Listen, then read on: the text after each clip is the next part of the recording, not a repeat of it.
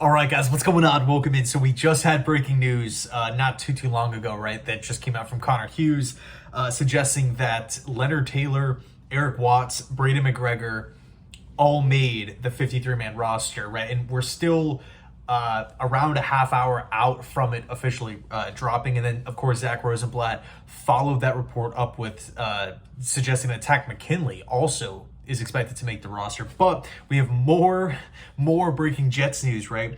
Brandon Codrington, the backup nickel corner, who has been one of the surprises in preseason so far, specifically for his special team returning ability.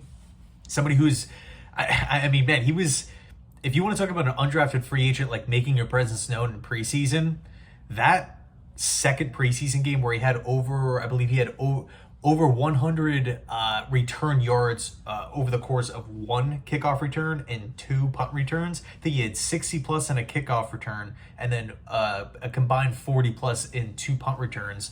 And then also looked pretty explosive in that third preseason game against the New York Giants. Anyway, he was just traded to the Buffalo Bills in exchange for a late 2026 pick swap. So this tells me two things. Number one, Codrington was probably going to be released, not on the 53-man roster. A lot of people expected that. But also the Jets probably felt that he was going to be picked up. He was going to be claimed. So in their eyes, let's just move on. Let's trade him away and get some sort of asset. Here's the interesting situation, right? The Jets are betting on themselves to be better than the Buffalo Bills. Why is that the case? Because you don't do a pick swap.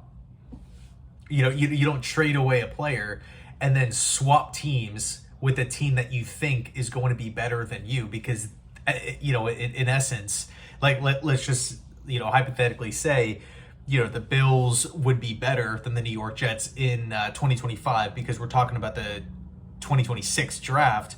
You're not going to move down in the draft, right? I mean, I guess it's possible, but it's kind of a weird trade return, in my opinion.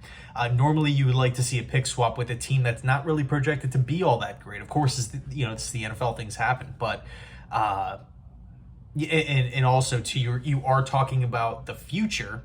But what's interesting with the Bills is I kind of felt like they took one step back this season to take two steps forward in 26, right? Where they cleared a bunch of money, they got rid of a bunch of veterans, they got faster at a lot of different positions, although they lost a bunch of leaders. So it kind of feels like maybe they tread water for this season. It's still going to be good, right? It's still going to be a fantastic football team, but it's really going to be in 2026 is where you see the Bills potentially make that splash move, right? Because a lot of money comes off the books in that season. Of course, you do have to account for a potential Josh Allen restructure at some point, right? You got to imagine that's coming.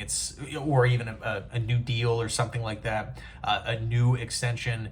But an interesting trade to say the least, because Codrington was a nice find by Joe Douglas, but he's now going to be helping on the Buffalo Bills, right? I would assume on special teams. So anyway, let me know your thoughts down below. Thanks so much for watching, and as always, go Jets.